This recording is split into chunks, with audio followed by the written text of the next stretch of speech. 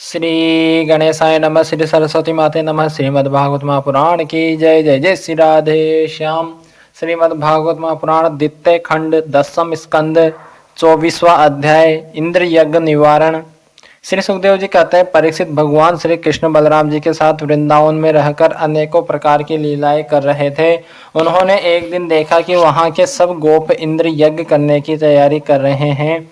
भगवान श्री कृष्ण सबके अंतर्यामी और सर्वज्ञ हैं, उनसे कोई बात छिपी नहीं थी, वे सब जानते थे। फिर भी विनयावनत होकर उन्होंने नंद बाबा आदि बूढ़े बूढ़े गोपों से पूछा, पिताजी, आप लोगों के सामने यह कौन सा बड़ा भारी काम, कौन सा उत्सव आ पहुंचा है? इसका फल क्या है? किस उद्देश्य से कौन लोग किन साधनों के द्वारा यह यज्ञ किया करते हैं?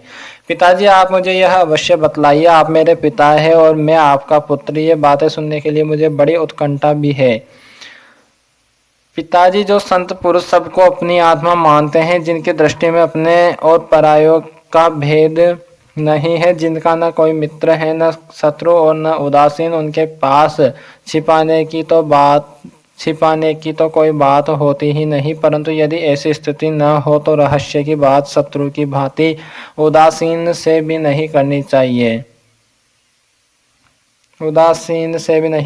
चाहिए। मित्र तो अपने समान ही कहा गया है, इसलिए उससे कोई बात छिपाई नहीं जाती। यह संसारी मनुष्य समझे बेसमझे अनेकों प्रकार के कर्मों का अनुष्ठान करता है।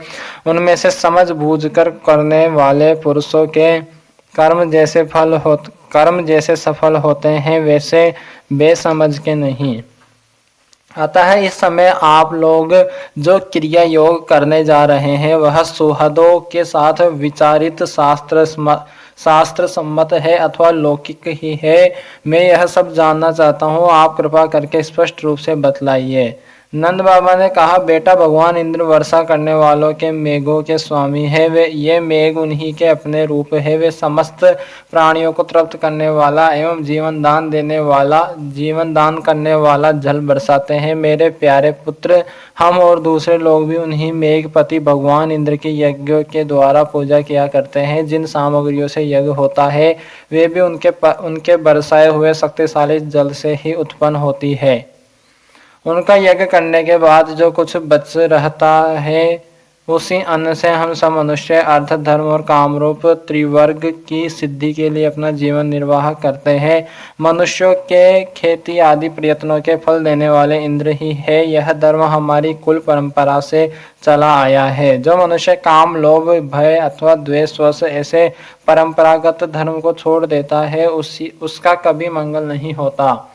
श्री सुखदेव जी कहते हैं, परीक्षित, ब्रह्मा शंकर आदि के भी शासन करने वाले केशव भगवान ने नंद बाबा और दूसरे व्रजवासियों की बात सुनकर इंद्र को क्रोध दिलाने के लिए अपने पिता नंद बाबा से कहा। श्री भगवान ने कहा, पिताजी, प्राणी अपने कर्म के अनुसार ही पैदा होता है और कर्म से ही मर जाता है। उसे उसके कर्म के अनुसार ही सुख दुख, भय और मंगल के निमित्तों की प्राप्ति होती है। यदि कर्मों का ही सब कुछ न मानकर उनसे भिन्न जीवों के कर्म का फल देने वाला ईश्वर माना भी जाए, तो वह कर्म करने वालों को ही उनके कर्म के अनुसार फल दे सकता है। कर्म न करने वालों पर उसकी प्रभुता नहीं चल सकती। जब सभी प्राणी अपने अपने कर्मों का ही फल भोग रहे हैं, तब हमें इंद्र की क्या आवश्यकता है? पिताजी, जब वे पूर्व संस्कार के अनुसार प्राप्त होने वाले मनुष्यों के कर्म फल को बदल ही नहीं सकते, तब उनसे प्रयोजन। मनुष्य अपने स्वभाव पूर्व संस्कारों के अधीन है, वह उसी का अनुसरण करता है। यहाँ तक कि देवता, असुर, मनुष्य आदि को लिए हुए यह सारा जगत स्वभाव से ही स्थित है। जीव अपने कर्मों के अनुसार उत्तम और अधम शरीरों को ग्रहण करता और छोड़ता रहता है। अपने कर्मों के अनुसार ही यह शत्रु है, यह मित्र है, यह उदासीन है, ऐसा व्यवहार करता है। कहाँ तक कहूँ, कर्म ही गुरु है और कर्म ही ईश्वर। इसलिए पिताजी, मनुष्य को चाहिए कि पूर्व संस्कारों के अनुसार अपने वर्ण तथा आश्रम के अनुकूल धर्मों का पालन करता हुआ कर्म का ही आदर करे, जिसके द्वारा मनुष्य की जीविका सुगमता से चलती है, वही उसका इष्ट देव होता है। जैसे अपने विवाहित पति को छोड़कर जार पति का सेवन करने वाली व्यभिचारिणी स्त्री कभी शांति लाभ नहीं करती, वैसे ही जो मनुष्य अपनी आजीविका चलाने वाले एक देवता को छोड़कर किसी दूसरे की उपासना करते हैं, उससे उन्हें कभी सुख नहीं मिलता। ब्राह्मण वेदों के अध्ययन अध्यापन से, क्षत्रिय पृथ्वी पालन से, वैश्य वार्ता वृत्ति से और शूद्र ब्राह्मण क्षत्रिय और वैश्यों की सेवा से अपनी जीविका का निर्वाह करे। वैश्यों की वार्ता वृत्ति 4 प्रकार की है: कृषि, वाणिज्य, गोरक्षा और ब्याज लेना। हम लोग उन चारों में से एक केवल गोपालन ही सदा से करते आए हैं। पिताजी इस संसार की स्थिति, उत्पत्ति और अंत के कारण क्रमशः सत्वगुण, रजोगुण और तमोगुण है। यह विविध प्रकार का संपूर्ण जगत स्त्री पुरुष के संयोग से रजोगुण के द्वारा उत्पन्न होता है। उसी रजोगुण की प्रेरणा से मेघ गण सब कहीं जल बरसाते हैं। उसी से अन्न और अन्न से ही सब जीवों की जीविका चलती है। इसमें भला इंद्र का क्या लेना देना है? वह भला क्या कर सकता है? पिताजी न तो हमारे पास किसी देश का राज्य है और न तो बड़े बड़े नगर ही हमारे अधीन हैं। हमारे पास गांव या घर भी नहीं है। हम तो सदा के वनवासी हैं। वन और पहाड़ी हमारे घर है। इसलिए हम लोग गोवों और ब्राह्मणों और गिरिराज का यजन करने की तैयारी करें। इंद्र यज्ञ के लिए जो सामग्रियां इकट्ठी की गई है उन्हीं से इस यज्ञ का अनुष्ठान होने दें। अनेकों प्रकार के पकवान, खीर, हलवा, पुआ, पूरी आदि से लेकर मूंग की दाल तक बनाई जाए। व्रज का सारा दूध एकत्र कर लिया जाए। वेदवादी ब्राह्मणों के द्वारा भली भांति हवन करवाया जाए तथा उन्हें अनेकों प्रकार के अन्न, गोवे और दक्षिणाएं दी जाए। और भी चांडाल, पतित तथा कुत्तों तक को यथा योग्य वस्तु देकर गायों को चारा दिया जाए और फिर गिरिराज को भोग लगाया जाए। इसके बाद खूब प्रसाद खा पीकर सुंदर सुंदर वस्त्र पहनाकर गहनों से सजा लिया जाए और चंदन लगाकर गो, ब्राह्मण, अग्नि तथा गिरिराज गोवर्धन की प्रदक्षिणा की जाए। पिताजी, मेरी तो ऐसी ही सम्मति है। यदि आप लोगों को रुचे तो ऐसा ही कीजिए। ऐसा यज्ञ गो, ब्राह्मण और गिरिराज को तो प्रिय होगा ही, मुझे भी बहुत प्रिय हैं। श्री सुखदेव जी कहते हैं, परीक्षित, कालात्मा भगवान की इच्छा थी कि इंद्र का घमंड चूर चूर कर दे। नंद बाबा आदि गोपों ने उनकी बात सुनकर बड़ी प्रसन्नता से स्वीकार कर ली। भगवान श्री कृष्ण ने जिस प्रकार यज्ञ करने को कहा था वैसे ही यज्ञ उन्होंने प्रारंभ किया। पहले ब्राह्मणों से स्वास्थ्य वाचन कराकर उसी सामग्री से गिरिराज और ब्राह्मणों को सादर भेंटें दी तथा गोवों को हरी हरी घास खिलाई। इसके बाद नंद बाबा आदि गोपों ने गोवों को आगे करके गिरिराज जी की प्रदक्षिणा की। ब्राह्मणों का आशीर्वाद प्राप्त करके वे और गोपियां भली भांति श्रृंगार करके और बेलों से जुती गाड़ियों पर सवार होकर भगवान श्री कृष्ण की लीलाओं का गान करती हुई गिरिराज जी की परिक्रमा करने लगी।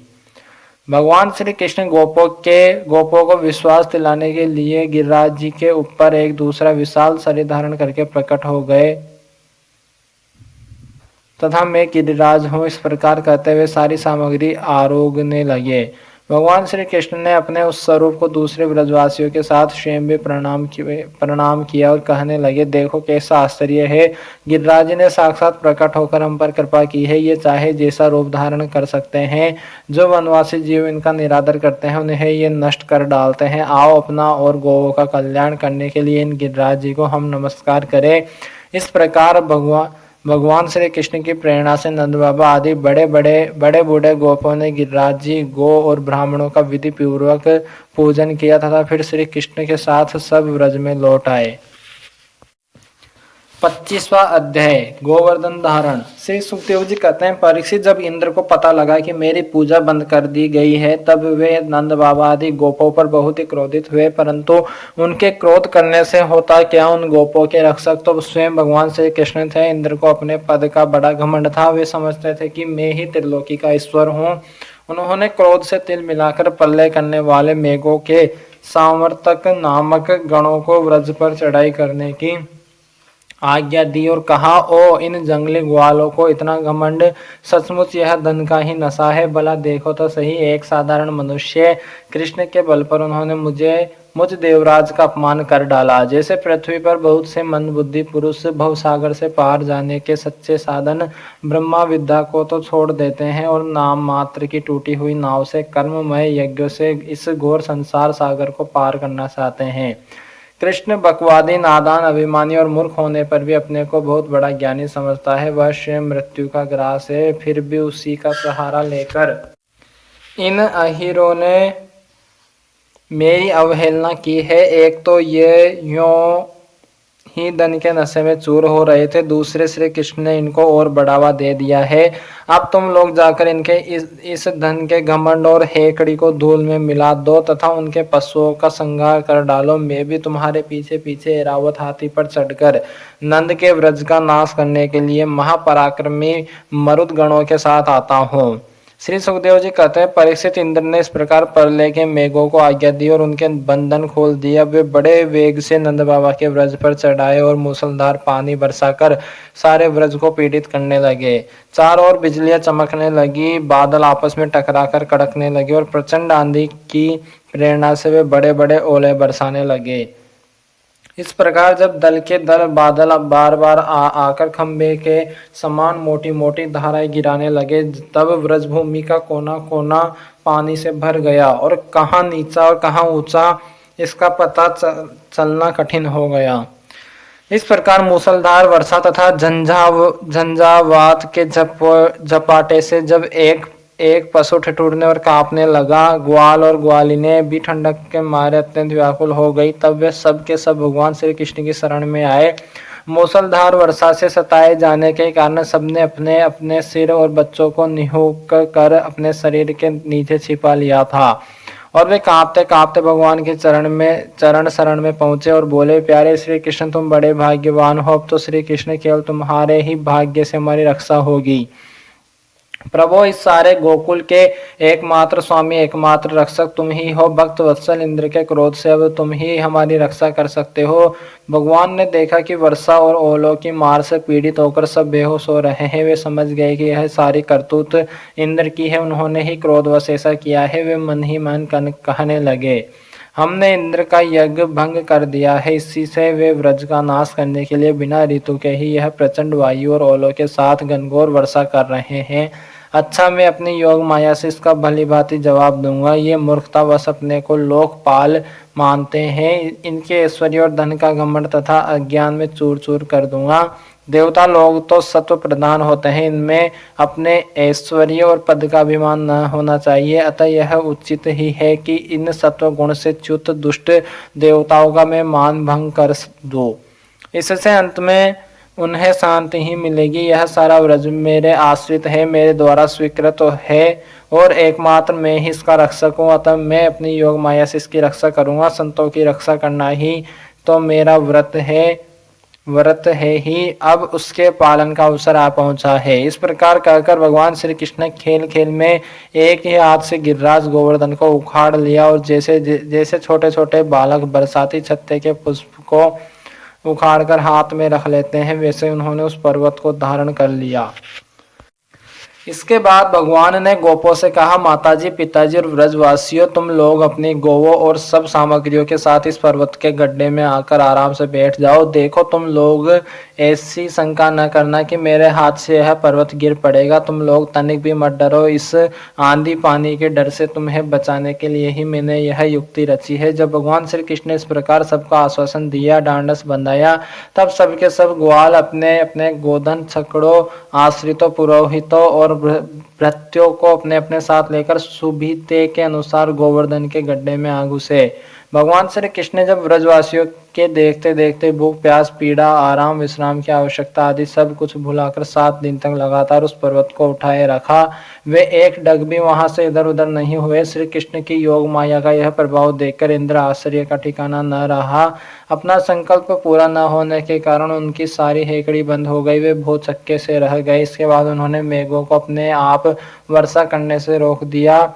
जब गोवर्धनधारी भगवान श्री कृष्ण ने देखा कि वह भयंकर आंधी और घनघोर वर्षा बंद हो गई है, आकाश से बादल छट गए और सूर्य दिखने लगे, तब उन्होंने गोपों से कहा, मेरे प्यारे गोपों, अब तुम लोग निडर हो जाओ और अपनी स्त्रियों, गोधन तथा बच्चों के साथ बाहर निकल आओ। देखो, आंधी पानी बंद हो गया तथा नदियों का पानी भी उतर गया। भगवान की ऐसी आज्ञा पाकर अपने अपने गोधन, स्त्रियों, बच्चों और बूढ़ों के साथ ले तथा अपनी सामग्री छकड़ों पर लाद कर धीरे धीरे सब लोग बाहर निकल आए। सर्वशक्तिमान भगवान श्री कृष्ण ने भी सब प्राणियों के देखते ही देखते खेल खेल में ही गिरिराज को पूर्वव्रत उसके स्थान पर रख दिया। ब्रजवासियों का हृदय प्रेम के आवेग से भर रहा था। पर्वत को रखते हुए भगवान श्री कृष्ण के पास दौड़ आए। कोई उन्हें हृदय से लगाने और कोई चूमने लगा। सबने उनका सत्कार किया। बड़ी बूढ़ी गोपियों ने बड़े आनंद से और स्नेह से दही चावल जल आदि से उनका मंगल तिलक किया और उन्मुक्त हृदय से शुभ आशीर्वाद दिए। यशोदा रानी, रोहिणी जी, नंद बाबा और बलवानों में श्रेष्ठ बलराम जी ने स्नेहातुर होकर श्री कृष्ण को हृदय से लगा लिया तथा आशीर्वाद दिए। परीक्षित, उस समय आकाश में स्थित देवता, साध्य, सिद्ध, गंधर्व और चारण आदि प्रसन्न होकर भगवान की स्तुति करते हुए उन पर फूलों की वर्षा करने लगे। राजन, स्वर्ग में देवता लोग शंख और नौबत बजाने लगे। तुम्बुरु आदि गंधर्व राज भगवान की मधुर लीला का गान करने लगे। इसके बाद भगवान श्री कृष्ण ने व्रज की यात्रा की। उनके बगल में बलराम जी चल रहे थे और उनके प्रेमी ग्वाल बाल उनकी सेवा कर रहे थे। उनके साथ ही प्रेममयी गोपियां भी अपने हृदय को आकर्षित करने वाले, उसमें प्रेम जगाने वाले भगवान की गोवर्धन धारण आदि लीलाओं का गान करती हुई बड़े आनंद से व्रज में लौट आई। 26वां अध्याय। नंद बाबा से गोपों की श्री कृष्ण के प्रभाव के विषय में बातचीत। श्री सुखदेव जी कहते हैं, परीक्षित, व्रज के गोप भगवान श्री कृष्ण के ऐसे अलौकिक कर्म देखकर बड़े आश्चर्य में पड़ गए। उन्हें भगवान की अनंत शक्ति का तो पता था नहीं। वे इकट्ठे होकर आपस में इस प्रकार कहने लगे, इस बालक के ये कर्म बड़े अलौकिक है। इसका हमारे जैसे गंवार ग्रामीणों में जन्म लेना तो इसके लिए बड़ी निंदा की बात है। यह भला कैसे उचित हो सकता है? जैसे गजराज कोई कमल उखाड़कर उसे ऊपर उठा ले और धारण करे, वैसे ही इस नन्हे से 7 वर्ष के बालक ने एक ही हाथ से गिरिराज गोवर्धन को उखाड़ लिया और खेल खेल में 7 दिनों तक उठाए रखा।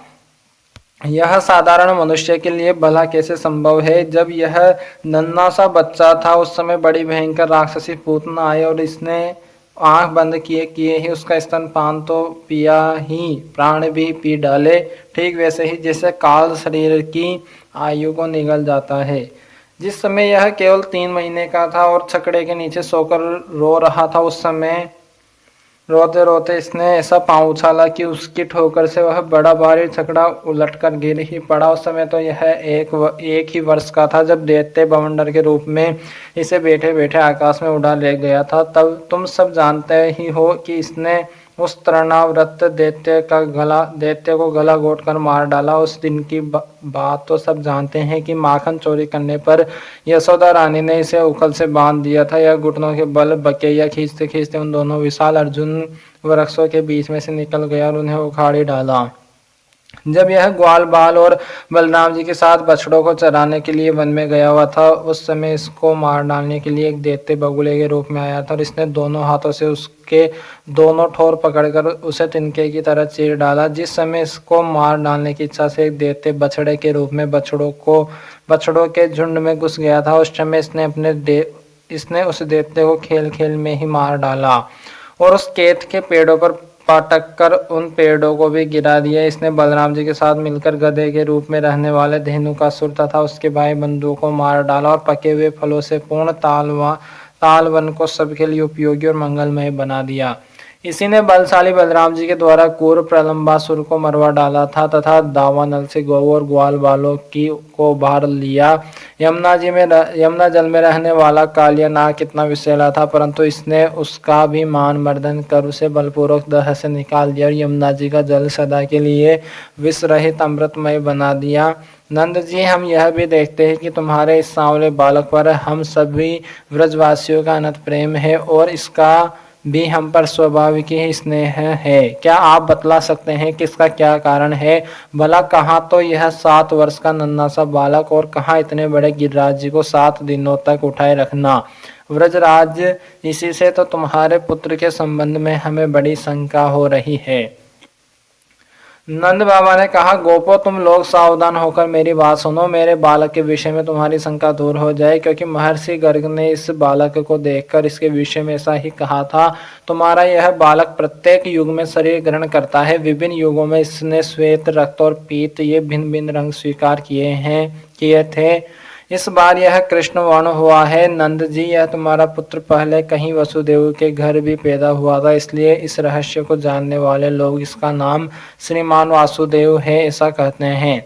तुम्हारे पुत्र के गुण और कर्मों के अनुरूप और भी बहुत से नाम हैं तथा बहुत से रूप। में तो उन नामों को जानता हूँ, परंतु संसार के साधारण लोग नहीं जानते। यह तुम लोगों का परम कल्याण करेगा, समस्त गोप और गौओं को यह बहुत ही आनंदित करेगा।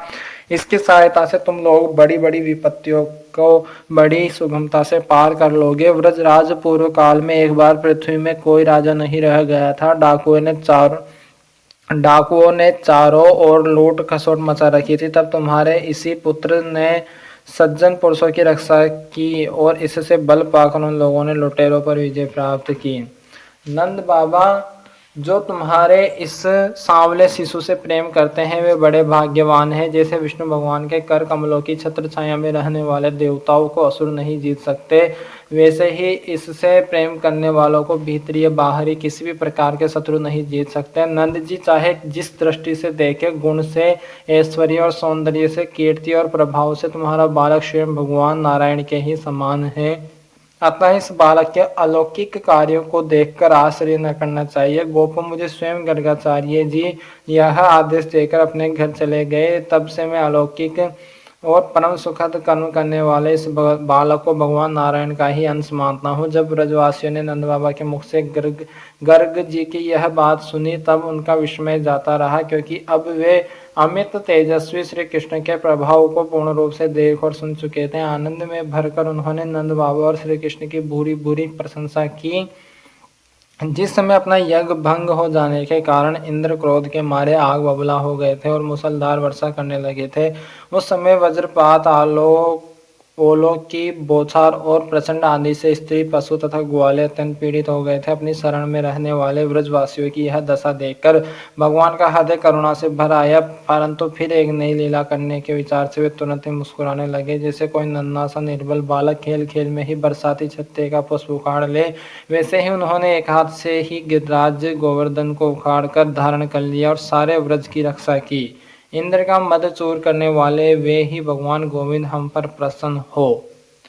श्रीमद् भागवत महापुराण की जय, श्री सीताराम भगवान की जय, श्री राधे श्याम जो सरकार की जय, श्री लाडली जो सरकार की जय, श्री वृंदावन बिहारी लाल की जय, श्री उमापति महादेव भगवान की जय, श्री सदगुरुदेव भगवान की जय, हनुमान जी महाराज की जय, अपने अपने माता पिता की जय, श्री सदगुरुदेव भगवान की जय, सभी गोपियों की जय, सभी ग्वालों की जय, सभी ब्रजवासियों की जय, श्री कृष्ण बलराम की जय, श्री देवकी वासुदेव नंदन की जय, श्री नंद यशोदा नंदन की जय, श्री रोहिणी नंदन की जय, श्री सुखदेव जी महाराज की जय, सभी संतन की जय, सभी ब्राह्मण की जय, सभी विरक्त ब्राह्मण की जय, सभी विरक्त संतन की जय, सभी पितरन की जय, गौ माता की जय, सनातन धर्म की जय। जय जय श्री राधे श्याम।